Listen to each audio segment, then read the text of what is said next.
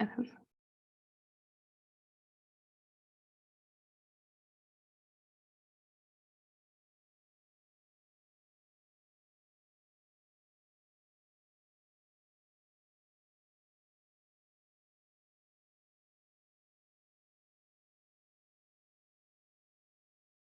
Welcome, everyone.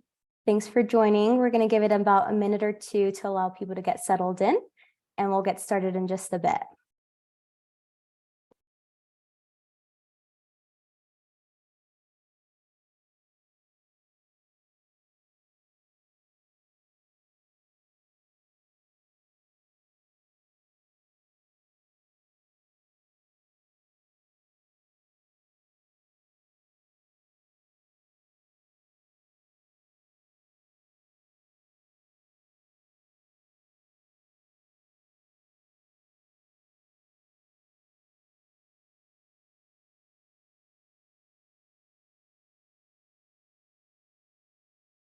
All right. I think for the most part people have joined, so we can go ahead and get started. Thank you all so much for joining us tonight. My name is Nelly Avila. I am the Director of Admissions here at Presidio Graduate School, and I'm excited to be able to welcome you all to our Earth Day panel with the theme of Invest in Our Planet.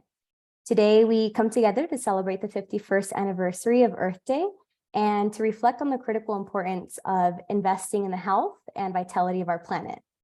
As a graduate school centered around sustainability, protecting our planet and all of its inhabitants is our founding mission and truly our North Star. So we're honored to be joined by 3 esteemed members of our alumni community who are all leaders making a significant impact in their respective fields, as well as forging the way to a more sustainable, just, and equitable future. We're excited to hear from our panelists and be able to engage in a meaningful dialogue with all of you. But just before we kick it off, I did want to give a brief introduction to Presidio Graduate School for those of you who may not be as familiar with us.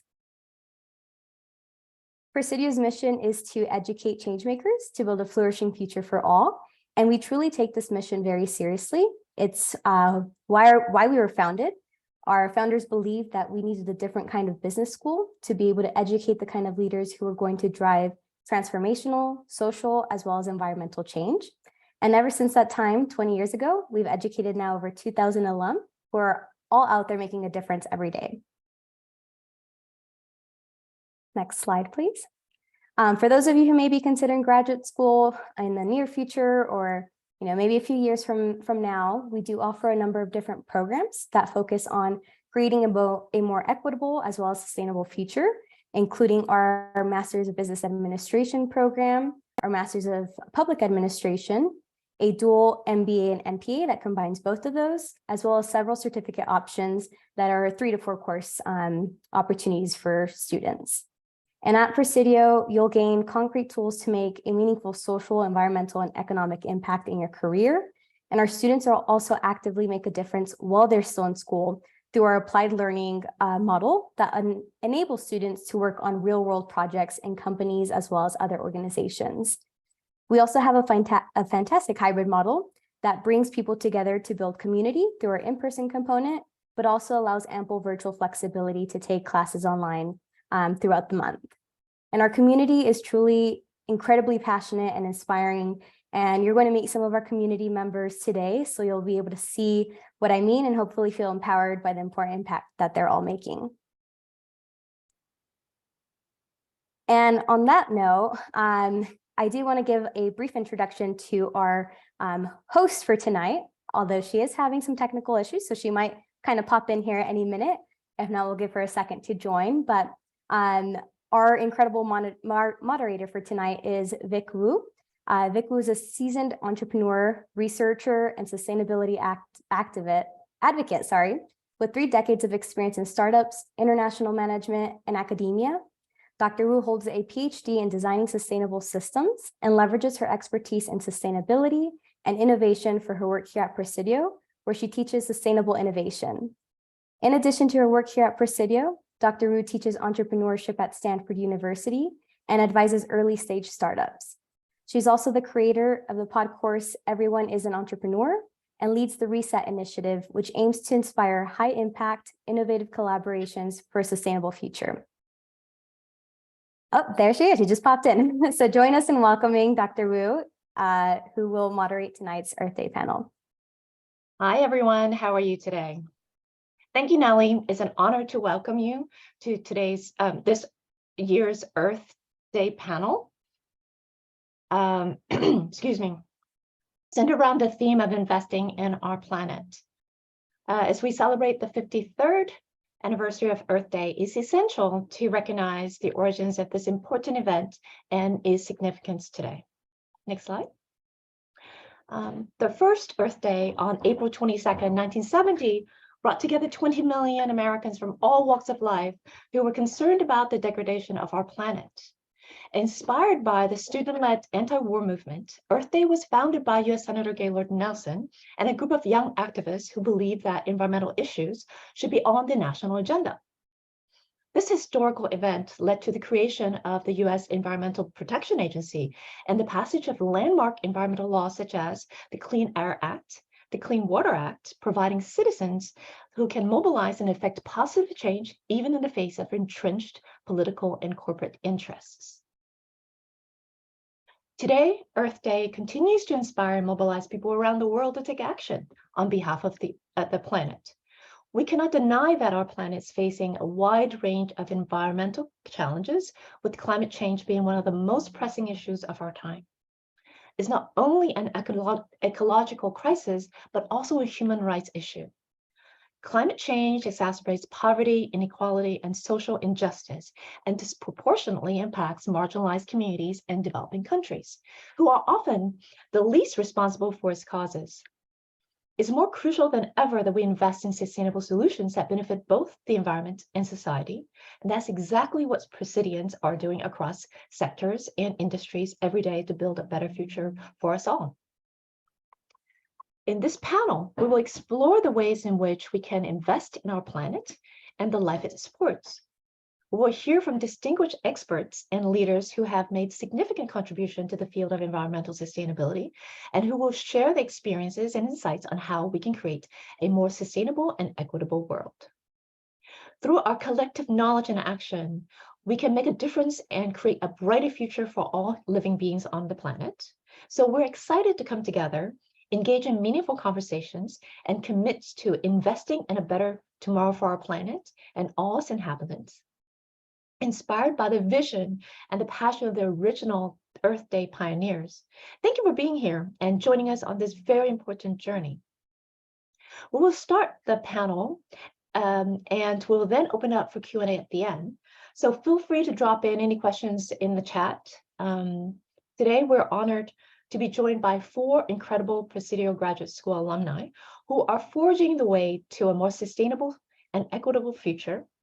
I'd love for each of you to introduce yourselves, including your name, cohort, and a little bit about what you're doing in your current role. So shall we start with Eric? Sure. Hi, my name is Eric Salvatierra, originally from Chicago, currently in Seattle, cohort 29. Started Presidio Graduate School in 2018 and graduated in 2020 with a dual degree, MBA, MPA. My background is in commercial operations and currently in some more software builds. So I'm currently supporting revenue operations teams for health tech companies. With that in mind, I'm also having a little bit of a side projects where I'm building up a few projects, and I'm writing also within the climate tech space. Thank you for having me. Dale? Hi, everyone. I'm Dale Wannen. I am a C9, graduated way back in 2012, so maybe one of the old school members here, but I currently run an investment firm called Sustainvest Asset Management. All things focused on like ESG, and we're going to get into all that. Impact investing and shareholder activism is a passion of mine, and I run a digital robo platform. You know, the robots are coming, so you better be ready to pivot and work with robots. So it's called Sustainfolio. And yeah, that's me. Looking forward to answering your questions. Awesome. Shivani? Yeah, hi, I'm Shivani Ganguly. I was C11 I also graduated with Dale in 2012. And I live in the Bay Area. I work at New Sun Road. I'm the CFO and COO there. I've been with the company for about 3.5 years. We make a monitoring and control system, IoT based, for solar microgrids. Our customers include PG&E in California, as well as other utilities across the US. And we work also a lot in the telecom sector, essentially powering remote towers in primarily Latin America right now, and Africa as well. And we also do impact projects where we put in community centers in remote areas that have not had electricity or connectivity in the past. So yeah, looking forward to our conversation today. Cool, awesome. So let me just kick it off by saying, how has Presidio prepared you to invest in our planet through your work projects or your role currently? And what impacts have you seen as a result of these efforts? Giovanni, you want to start? Sure. So, I mean, I think Presidio has prepared me extremely well to work in the area that I work in. From everything from looking at operations and supply chain. Yesterday I was having a conversation about deep sea mining and how we're going to keep the minerals that might come out of that from our supply chain, to financial management and culture. All of those things are really important in my day-to-day job, and are all things that just being a leader is something I think that I really gained a lot from Presidio. And I think also the other aspect is systems thinking. I think about that practically every day in some way or another. And it, I think it'll be reflected in some of what I talk about later as well. Great. Eric, do you want to share, how has Presidio prepared you to do the work that you do today, and what kind of results have you seen so far?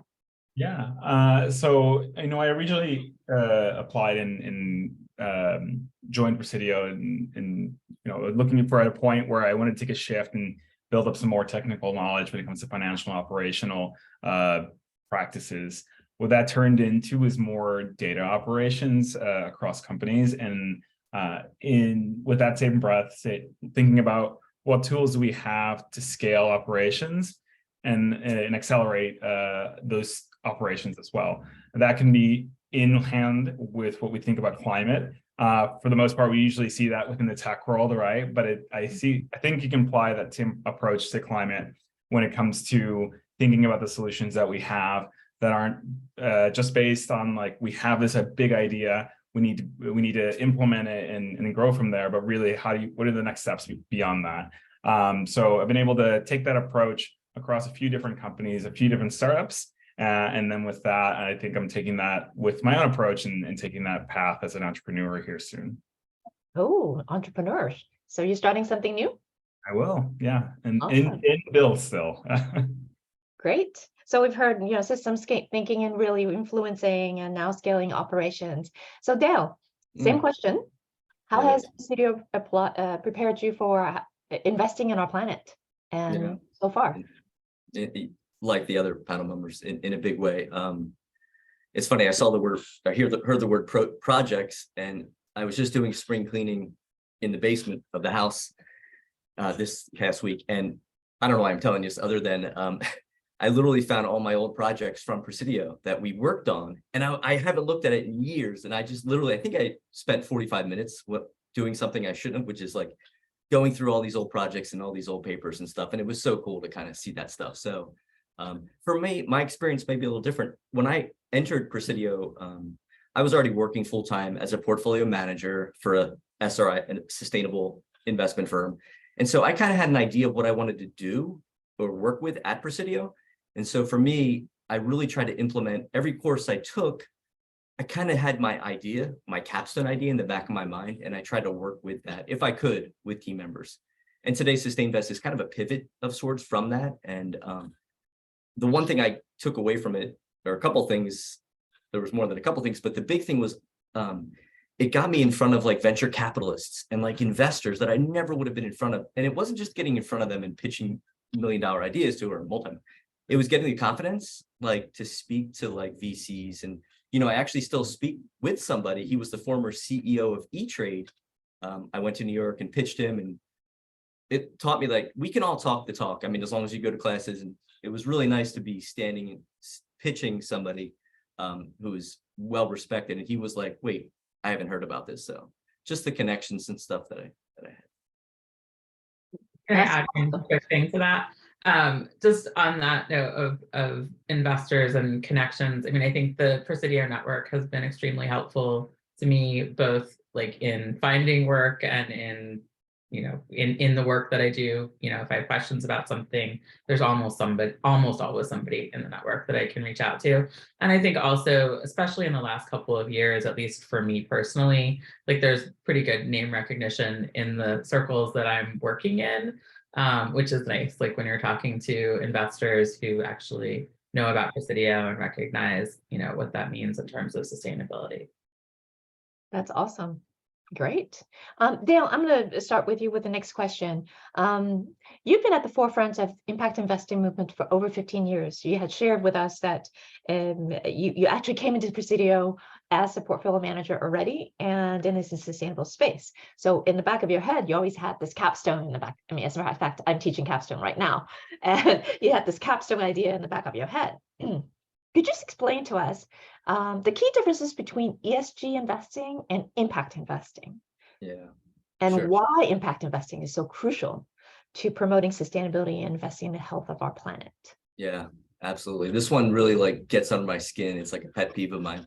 I hear it all the time. Like I hear this word impact investing, and I'm on a couple boards, like, nonprofit boards, and everybody's really trying to implement ESG and DEI. And occasionally you get somebody that says, oh, we want to do impact investing. And I don't think they understand what the term means. So ESG, of course, I think a lot of people here on this panel know that it's the screening process, right? Whether it's coming from a person like me who's vetting portfolios for ESG data, or it's coming from big corporations who are like, we need to find out what our ESG data looks like.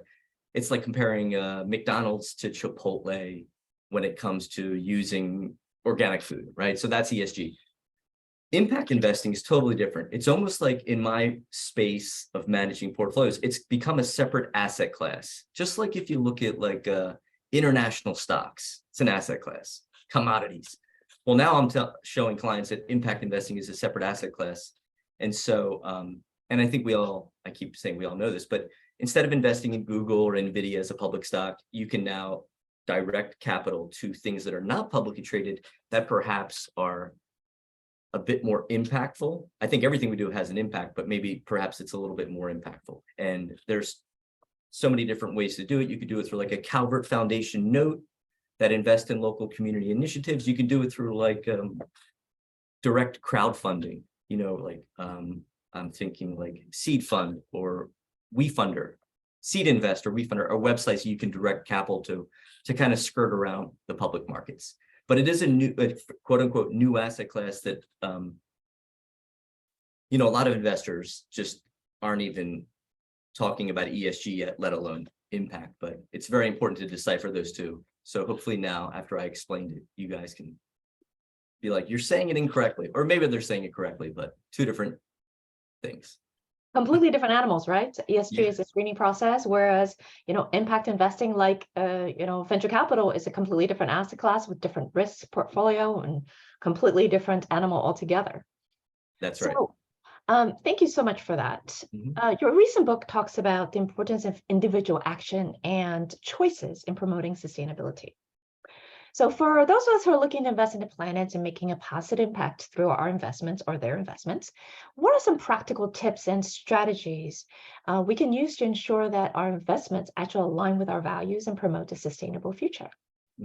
I like that. You're pitching the book for me. It's really very nice of you. You didn't have to do that. Oh, here it is, by the way. Welcome. No, I'm just kidding. Look at that. See, you're always Would somebody put that on the chat, please? Yeah. Please do. It's called Don't Feed the Clowns. And by the way, it's one thing to write a book. If anybody's ever done it for like a year and a half, book coach, you come out with this thing and then you don't realize, oh, you have to actually market it. And I don't want to go off on a tangent, but I can tell anybody about self-publishing.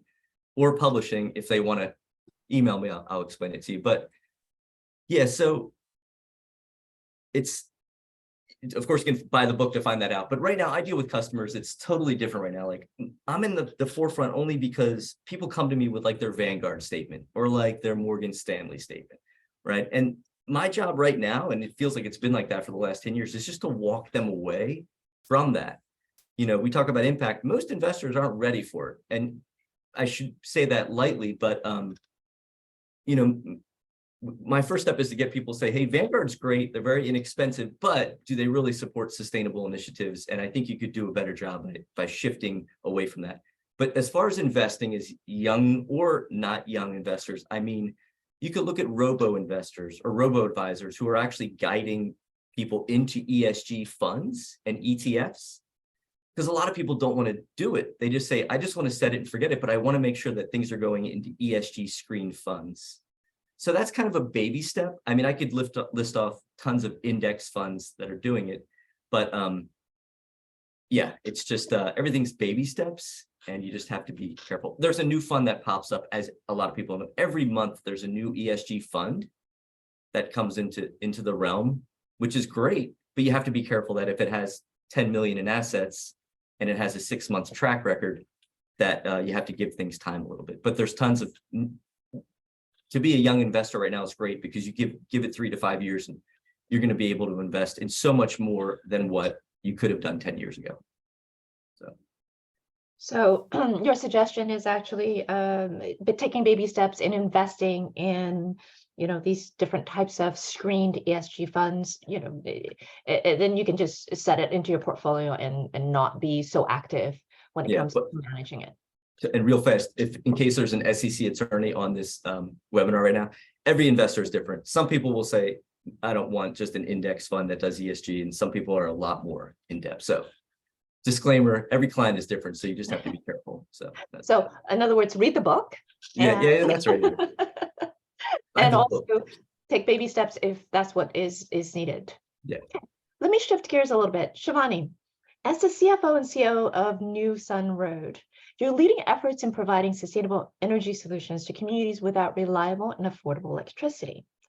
Its mission is to increase access to clean energy and broadband in underserved communities, particularly in developing countries. I love that equity is the core of what New Sun Road's mission. Can you speak to the intersection of social justice and sustainability and why it is so important to incorporate an equity lens into the environmental work that you do? Sure. So just to kind of start at the beginning, right? I just want to make, like, electrification is really key to climate change. There was a really awesome article in the New York Times last Friday that really focused and kind of gave a very good overview of why it's so important to move away from gas and coal. So we know this in the United States. I mean, we know this in some ways in the United States, and this is something that we're working on, and that's where this article focused quite a bit. But also in the developing world, there's still, you know, depending on what part of the world, there's lots and lots of people who have had no access at all to electrification or connectivity. And we kind of bucket them together at New Sun Road because they really, you know, at this point in time, do go hand in hand. Once you have electricity, you know, you almost always want to be also using that to access the internet. So the reason that we have chosen to really focus on this intersection is to drive economic development. So in these areas, you know, having access to power and the internet can really transform people's lives. So we see in Guatemala that, you know, people are able to do very simple things like get identification paperwork, you know, directly in their village now, whereas before they might have had to travel, you know, several hours, I should say, to cities in order to get those documents. They might have even had to stay for several days. So it'd be very costly and time consuming for them to do relatively simple things like that, which then, of course, having that paperwork enables them to get jobs and register for programs and, you know, all of these other things that makes possible, which are also, you know, in some ways enabled by our centers. So in order to help to lift people out of poverty, essentially, these are really important services. And we would, obviously, those of us that are concerned about climate change would not want to do that in a way that was putting more carbon into the atmosphere. So this is why we focus here. Bill Gates obviously also is an expert in this. His book, was really important for me to read to understand this intersection. So I would suggest that also. The other thing is, I personally, for me, it's one of the things that really attracts me to New Sun Road. One of the things that made me want to join to begin with. There's a lot of different climate tech companies. I'm personally really excited about climate tech, kind of as a sector overall. But there's very, very few companies that are working also on social justice alongside climate change. And being able to work on both of those things is really important to me personally and really important to our team and culture. So it helps us to attract talent. And it also, we've had essentially, I think we've had one person leave pretty much over the last 5 years. So it's a very sticky cultural piece. I think another piece of that is it also brings diversity to the team. It really helps us to understand, if something is malfunctioning at a site in northern Guatemala, it's quite likely that somebody else, for example, I thought this was an interesting example. One of our systems was malfunctioning because mosquitoes had gotten into the innards of it, and we hadn't plugged some relatively small hole. And so that helped us to understand something that we then, rolled out to all of our other systems and, prevented that kind of problem from happening in another way. So it's also really good from an R&D perspective. And also, I think having a diverse group, we have a large team in Guatemala. I think that really, and also because we have a focus specifically on working with women through these centers, I think having all of those different voices around the table and representing the company is really a strength for us. Well, it really speaks to your culture and leadership. You've been phenomenal in retaining talent, so that's amazing. So just a quick follow-up question about electrification. You mentioned an article. Was it from New York Times? You said? Yeah, I can post it in the chat. Yeah. Awesome. I was just going to say, we'd love to read it. Yeah, it's new. If electrification in more developing countries is really going to help us kind of catch up with the rest of the world, do you see that it could be leapfrog because we're replacing infrastructure in developed countries? For sure. Is that a possibility?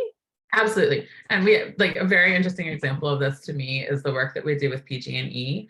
So with PG&E, they are doing 500 microgrids in remote areas of California over the next, I can't remember if it's 3 years or 5 years, over the next several years. It'll probably take longer than I think it will anyway. And in a lot of cases, those are to communities that have had the transmission lines either damaged by by fires, or are in high fire danger areas. So instead of replacing those transmission lines, which is, a high cost, it takes a long time. I mean, I'm saying it's going to take longer than they think for microgrids. It would take even longer for transmission lines, the manpower and capital cost is very high. So by doing these microgrids that don't have, a physical link to the grid, but essentially provide, in some cases, they're providing backup power. In some places, they are actually providing the primary power source for some of these smaller communities.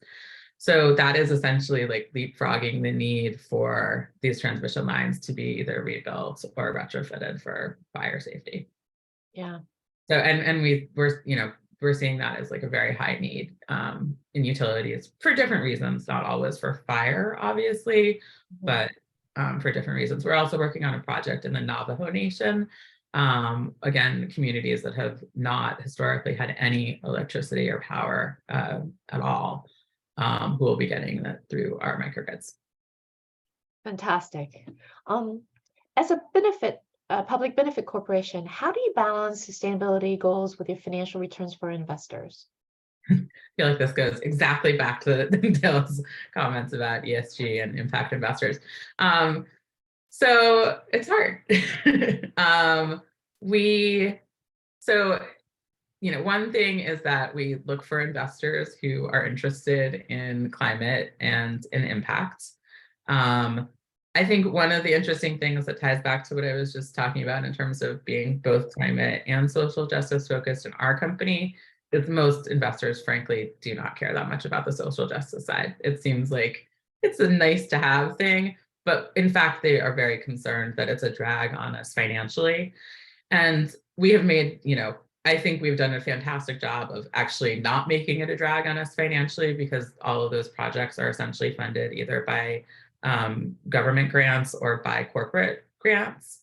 So, there's no, we're not putting money into them that is, our labor costs are all covered. In fact, it's revenue for us because we're selling systems through this. And selling subscriptions, which is, recurring revenue is really important and investors want to see that. So that helps, that it can drive some recurring revenue. But in any case, they are very concerned about that. So we really try to show the division between the impact side of our company and the commercial side, which is more that utility, telecom, CNI piece of the company. When I present financials, I present those things separately, all of that. And we look at those as different sort of businesses from a gross margin perspective. So, expecting that there's going to be a lower gross margin on the impact piece. So I think, most investors really want to know that there's going to be a return on their investment, and we can show that, very well on the commercial side of the business. And we're, in fact, in the middle of closing a Series A, and we have been able to get investors on board. But it did take a long time. And I think that this is one of the reasons that it took a long time, was finding not only climate investors, but climate investors who could also sort of tolerate, understand, et cetera, the impact side of the business. I think that that's one of the reasons that it's taken us a while. So we are there now. I would also want to just add that, I think part of the question I think was how has this changed over time? And I mean, 10 years ago, there was way, way fewer even climate interested investors, right? So there's just been a lot of growth on that side. Now, we have a list of, I don't know, 200 to 300 firms that we've talked to over the past year and a half to work on this round. That's a lot of, there's a lot of money there, and that's obviously borne out in the market, that there's good investment coming into climate tech. And I think, there's a lot more interest from all kinds of investors in things like diversity, in things like metrics and reporting. 5 years ago, I don't think anybody had ever asked me to report on carbon metrics. And now we do report to our investors, as part of our, quarterly financial reporting package. There's a dashboard with our, impact, carbon, and the indicators on the social justice side, which is mostly around people reached, that we include there as well. And also diversity of the team. So, they didn't care. They never asked us that 10 years ago. And they now it's part of what they are requiring from us. Well, it sounds like there's been a lot of progress. I was just on a panel yesterday, actually, and the speaker was talking about how, you can create a product, but really creating a market with 200 to 300 investors that you're able to speak to these days, speaks to the fact that we've created a market of the last 10 years. And the last decade of progress is really that is a much more prominent issue and an investment thesis for a lot of folks. For sure. So, Eric, you have stated that your mission is to connect environment and climate with health outcomes. Why is it important to understand a connection between environment and climate with health outcomes? Sure. So forwarding on this, I'm by no means a physician. I've worked with physicians for a very long time, and I've had a mentality around it that you see the health of an ecosystem in hand with the health of us being able to live in those ecosystems, right? So when it comes to well-being of individuals and communities, we know that increased air pollution, water contamination, extreme weather events causes a range of health problems, including respiratory and cardiovascular health, mental health, displacement, and even death in certain times. As we celebrate Earth Day or Earth Month for this month, we've seen countries and cities implement these policies to clean up their environments, and that needs to continue, especially in certain areas where air pollution becomes so hazardous, where people cannot live, where there's waste sites from industrial or agricultural runoff. We need policies in place to protect individuals of those communities. I do have to comment in the same breath that it's super frustrating to see policies take away access of health from major populations here in the United States. So it's something to keep in mind that access to health isn't necessarily something that's always there. It needs to be fought for. And when something like climate comes into place, that needs to be fought for as well, especially when you have a certain population that's not impacted by it, but large swaths of populations that are impacted by it.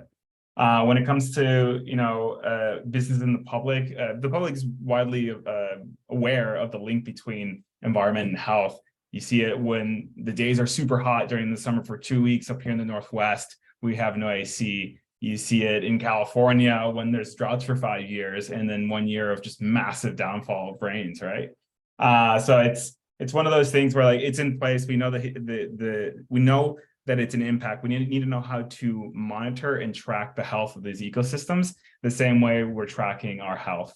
You see it in companies with ESG, something that's I never thought was, a couple of years ago when I was looking at this program, a thing to be considered. You have health front and center every single time. I think that's an easy one for a win for a lot of companies because their employees and their consumers and their stakeholders care about it. So I think right now it's at a point where startups and companies need to quickly develop solutions that address the impacts of climate change, but also really understand what are operational inefficiencies and costs. Where can we scale our data? Where are we missing data so we can tell a story around what our impact is, especially when you have companies with massive amount of revenue who actually have an operational impact and footprint somewhere. And in the long term, I think taking actions to cost save for businesses in the long run. So think about it as preventative health for the earth and for us. So a transitioning energy grid is a preventative health measure in the long term. Don't take it as an intervention that we need to be continue doing over the long term. It is something that is in hand with our health, is in health with everyone else's health. I don't want to be living just like anyone else in an area that is uninhabitable. So let's make it habitable and let's make it as healthy as possible to live there. Yeah, well, I think well-being and health is really at the center of why we exist and how we could exist. I was just having a conversation with somebody who went to visit Delhi during the time when the air pollution index was in the 300s. And there should be a lot of solutions and metrics that's associated with the health of a population, with the potentially solutions to both measure it and to be proactive in doing something about it. I understand that you write for the climate tech movement also. So how can startups play a role in improving that connection between climate and health outcomes? Yeah. And do you see any kind of cool startups out there that have done a great job? Yeah. So I started this pathway on writing a newsletter this year for climate tech. I thought it was an area that hasn't been talked about. And all of a sudden, within a month, there are a lot of newsletters. And following your path, Dale, also need to market it and create a voice for it online.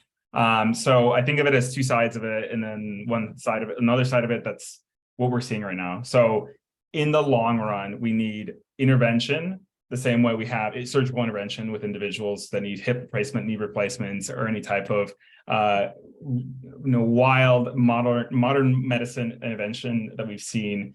And then we need preventative healthcare or preventative care when it comes to our planet.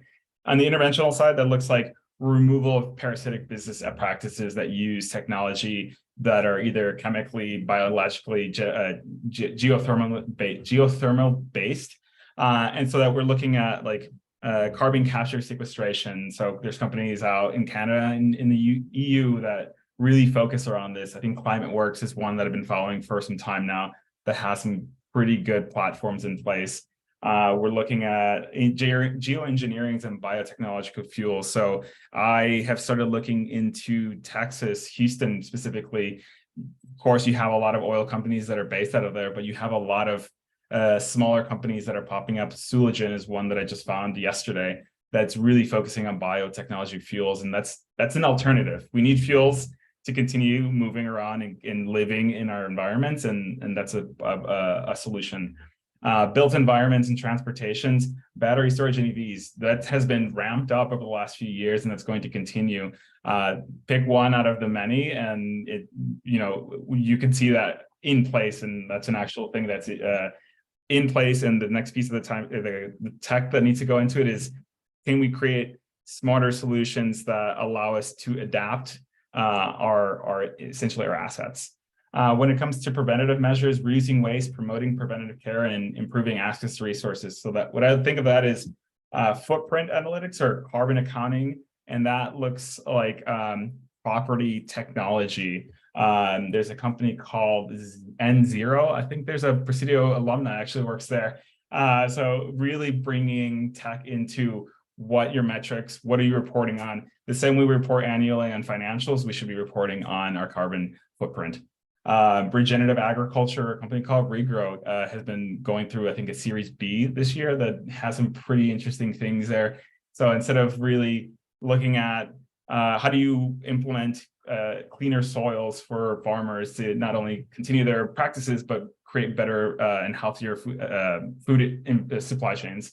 And then lastly, I think there's a very interesting and important piece for community-based initiatives. And that what that looks like is go to the cities, any city, right? I think that a lot of cities have some type of climate action plan in place, and that's the turnkey to start moving forward with how people are adapting within the communities. Go talk to people, and there's a lot of them out in place that end up turning into startups and pretty big solutions. And then, sorry, one last one. Yeah. The connection is saying like startups that work doing something really interesting. There's not a ton of them when you look at like, how is a climate impacting my health? I think the one company, not startup, that's doing the most amount of it right now is Google. They have some very interesting pushes when it comes to health and sustainability and climate. If you go onto Google, just search Google sustainability blog, there's a pretty interesting feature they recently came out with when it comes to providing information for individuals during heat waves and where can you go to keep yourself cool. So look for that. Look for Google Impact Challenge. That's another one where startups can go and, nonprofits can go and get some funding for some of their work that they're doing. And then one that I've been pretty deep into right now is Earth Engine data catalog. So essentially taking the geo information systems that we already have in place and putting that into action, right? What areas can we place algorithms into in order to make decisions at a local level? And then furthermore, build up some of the more markets that are in place that are voluntary, something like a carbon credits or a water quality credit market. Wow. I've been writing ferociously just to capture all that you have shared with us. I'm wondering whether or not, certainly it'll be important to me if you can, first of all, how do we get to your newsletter? Sure. Yeah, I can share it out right now. Cool. And second of all, if you don't mind, if you happen to have that list of startups that you were just talking about, if you can share that with us, that would be incredible. Yeah. There's a lot going on there. Sure. Yeah, and I think most of you who are in the Bay Area, is at SF Climate Tweak. And there's a lot of stuff that's going on. I guess after the session, I can share with you the link to all of that if you're still interested. It's still going on, I think, it's been going on all week, and then it's ending sometime this weekend. But there are a lot of different, you had mentioned the Google, they have an accelerator and some pitch days coming up. So that would be really exciting to go see. Yeah. Okay, so I think we are almost out of time in terms of the panel, but we'll go into Q&A in a bit. As we conclude this Earth Day panel, we've discussed the challenges and opportunities in the fight against urgent environmental issues like climate change. Despite the daunting nature of these issues, we know that hope and action are crucial to creating meaningful change. So the final question to our panelists is, how do we maintain hope in the face of these challenges ahead? And what is your advice for individuals who want to take meaningful steps towards a sustainable future? Let's see, why don't we start with ladies first, Shivani? Okay. So this is, I mean, I feel like very, this is a very personal question for me, because quite frankly, like I do often feel pretty depressed about where we're going. I can't remember, there's always a different report, but there was some report that came out a few weeks ago that I read, you know, it was the front page of the New York Times and whatever. And it was terrifying. It was really quite terrifying. And, you know, I sat with that for a little bit, and then I got up and went to my desk and started working on, you know, something at a company that is working against that and that's working to make it better. And even if, you know, whatever that thing I was doing at that moment, you know, writing an email or doing something in the accounting system or something may not directly be fighting climate change, you know, the work that I do every single day is. And that's really important to me. And that's what gets me out of bed. That's what keeps me from diving into depression. And yeah, I mean, that's really the only, it's maybe not the best answer, but that's my answer, is to just keep doing the work. I also have a young child. I have a 6-year-old, and, you know, I worry obviously quite a bit about his future from a climate change perspective, but I also make sure that, you know, he's very aware of how our actions impact the world around us, both from a climate change perspective and like a, you know, personal and societal perspective. And, you know, in terms of advice, I guess that's my advice is, you know, make it part of what you do every day, whether that's through your work or through your family or through how you commute to work, or, you know, the food that you eat. You know, if you can do all of those things, even better. But if you can only do 1 or 2 of those things, do those things. Like that's really all I know to do. Yes. Well, thank you so much for that answer. I do think it's a good answer. Don't ever doubt yourself. It was a very good answer. I think that the fact that you're linking the daily action with a greater outcome for us in the future is very important, because everything that we do, whether it's the you know, selection of whatever consumer products that we choose to engage with, are choices, absolutely just choices. So let me turn it to maybe Dale. Do you want to answer the same question? Yeah, Hope in the totally. face of these challenges, and what advice do you have for us? Yeah.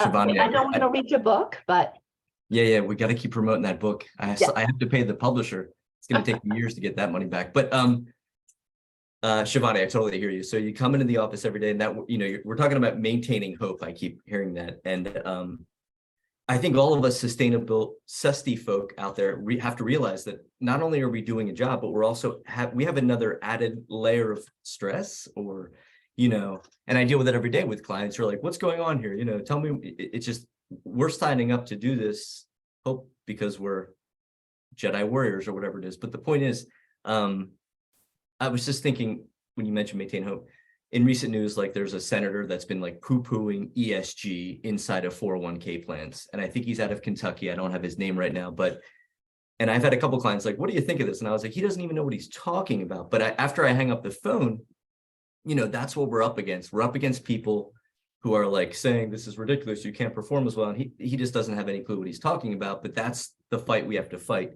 And I took notes down. I was like, you know, we have to be like the Ted Lasso. Sorry, I'm totally on that series right now. But he's one of these like corny Americans, but there's something about the way he is that you have to be passionate, right? And I had notes to this question, which is like, Dale, how do you have to have passion before we even talk about sustainability, which I hope all of us here are into.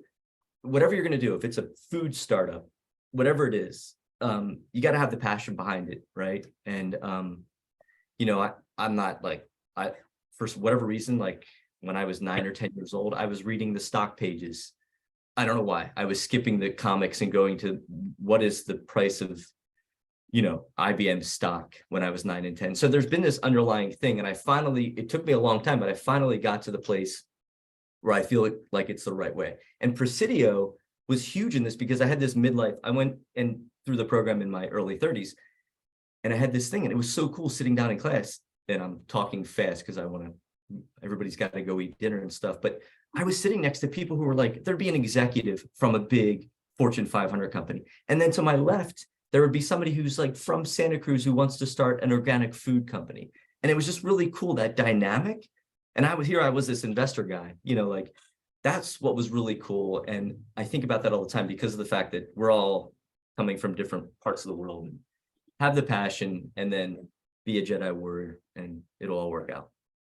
Awesome. So we have to be passionate Jedi warriors for the planet, and in wherever and whatever walks of life that we're engaged in. Love that answer. Eric?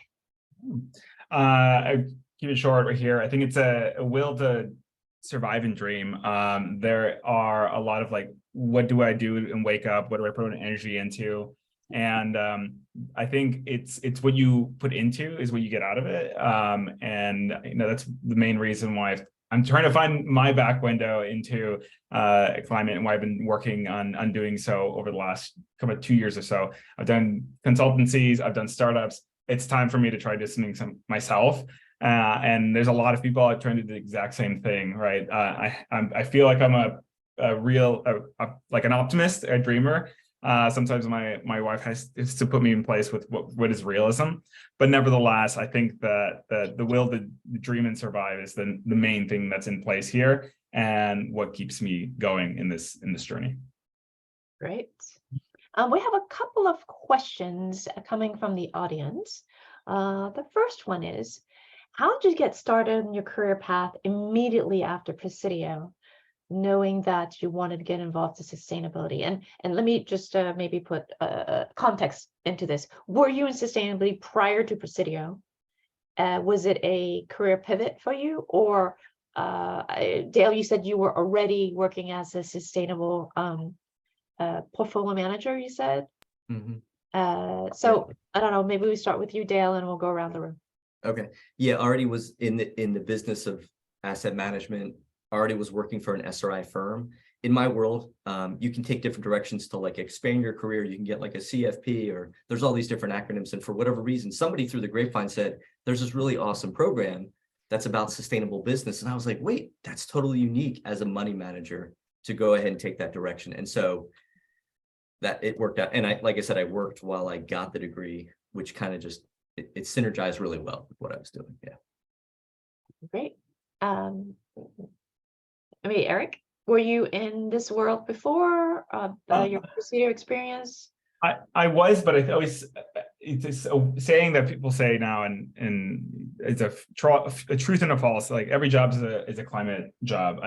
We're started up in medical devices, and the main thing that we were focusing way before all this is, should physicians use reusable instruments or disposable instruments? And there's a big conversation around that. And by all means, of course, you should be using reusable instruments because there's a carbon footprint to it, and we're seeing the like impacts to that right now. The route Presidio really opened up a lot to me to explore. I think every semester up until the last two, I tried different things for projects, and then the last two I really focused on what I really wanted to do as it came to what are my new ventures. So I think immediately out, what I recommend, even if before or during and after, network as much as possible. Go talk to people. People like talking to students. Use the time to build up your network as quick as possible, so that when you graduate, you have those doors to get into. And if you don't have those doors, find the back window to get into, because that's another way to get into the party. Yeah. Great advice. Speaking of reusable versus disposable, there's a company, a friend of mine that started. They use a byproduct of sugarcane, and I don't even know, Nugent Surgical is the name of it, but basically it's a compostable surgical various instruments. So if anybody's looking into that, that is available, and using a waste stream to put back into they're disposable, but it is a much more environmental way to go about doing it. Okay, well, Shivani, were you in this space before, and did Presidio offer you a pivot, or had you had always been occupied with the idea of building a sustainable future? I would say I was always occupied with the idea of building a sustainable future, but I wasn't actively working to do so. I was working actually at a hardware company for about 7 years before I went to Presidio. We made a very small computer. And I mean, this is why I chose Presidio as opposed to other business schools, was I really wanted to move into more mission-driven and sustainability-oriented organizations. At the time, I thought I wanted to work in food, and I did work in food for several years after Presidio, as well as in retail, and then moved over to energy when I joined New Sun Road. So I think for me, it was more about taking the skills that I had, like I did, you know, accounting and finance and HR and operations at that computer company. So it was taking those skills that I already had and, you know, using the Presidio education network, et cetera, to move into sustainability oriented organizations. Great. Well, we've heard one, you know, Dale, that is expanding his career as a money manager into something much more sustainable, and having that focus. And Eric saying there's a lot of different pursuits you have tried. Eric, I don't know that you want to share what your startup is going to be about, but we are very excited for you. Thanks. Yeah, there's two that are in movement right now. I think that there is a approach when it comes to carbon accounting. You have a number of different ones. There needs to be at some point a centralized, or we'll call it general language, that is out, something similar to like a Salesforce, where if you go from one company to another one, at least those platforms are interoperable. And the same thing goes for when you're managing metrics from a building, from a car, so your entire scope 1, 2, 3 metrics, all of them are different platforms. There's going to need to be an interoperable system, so that we're building out right now with a few software developers that I networked with at recent events. And then another one with a friend of mine. He's a chemical engineer, PhD out of the University of Ohio. And we're looking at GIS technology on essentially water quality credits. We're trying to figure out how to build it out and figure out kind of what the market is there right now. Right now, it's for the most part, it's regulation compliance around PFAS. But I think that's going to kind of grow into something more that we can kind of dig our teeth into soon. Wow, those sounds like a very exciting opportunities. Anytime there you can integrate and standardize and align the language, that is always a wonderful business opportunity at the end of the day. And with Shivani, she had shared that you know, taken skill sets that she had learned and honed from other industries, and using Presidio as a pivot to get into something that she's always been passionate about. Okay, I believe we have a. Do we have time for the next question? We're at time, but if our panelists want to stick around for about a minute or two, but if not, you can definitely forward your emails to admissions@presidio.edu, and we're more than happy to forward those along to our panelists as well. Okay, great. Well, should we close the session, or we are at time? So yeah, whatever y'all want. Okay. Do you want to answer just one more question before we close? Sure. Okay. What steps do you just suggest need to be taken to pursue a career or job such as yours? I can answer if you want. I mean, for the kind of job that I do personally, which is like leadership in a startup organization in the energy sector. I think like so my career path was that I started out like as the 20th employee of a startup company and helped to grow that company to about 150 people, and it was like pre-revenue to about 40 million in revenue. And that gave me a really good like basis. And then I was able to do consulting kind of based off of that experience while I was at Presidio and after that. And I also have been a founder in a couple of other organizations. So I mean, I don't like, there's not any one path, but if you're interested in working with startups, I think, generally speaking, doing an internship, doing some kind of more entry-level role is a good way to get in the door. And then, kind of work up over time through the ranks, so to speak. I think if you're interested in, energy or even in sustainability more broadly, I think Presidio education is great, or some other kind of certification, something that shows that you're not just like, trying this out, but that you really are, kind of dedicated and interested in this being your career, I think is really helpful. I think also like while we've talked a lot about the sustainability aspect of Presidio, there are also other, business aspects that were helpful to me personally. Thinking about accounting, finance. While I had done a lot of those things before, I had never taken a course in any of those things before. So it was helpful to have some education in that. Cool. I'll jump in real fast. I don't know if you wanted to go around. Again, all three of us, I think we're in completely different industries, right? So I come from like the 90s, where like the late 90s. Like I remember interning for Merrill Lynch, and they would just give you like golf balls, and that's how you were compensated. It was, and I started making cold calls for like an insurance company. So, and if anybody wants to sit down, I could talk for 30 minutes about how much fun that was. But the point is, it depends in my world. There's so many directions you can take now. If you're into analytical, like ESG screening and learning about that, I mean, I could email you 10 different firms that are doing it, and you could just reach out to them. But if you're into impact investing and more community stuff, there's tons of firms, and it's just about reaching out.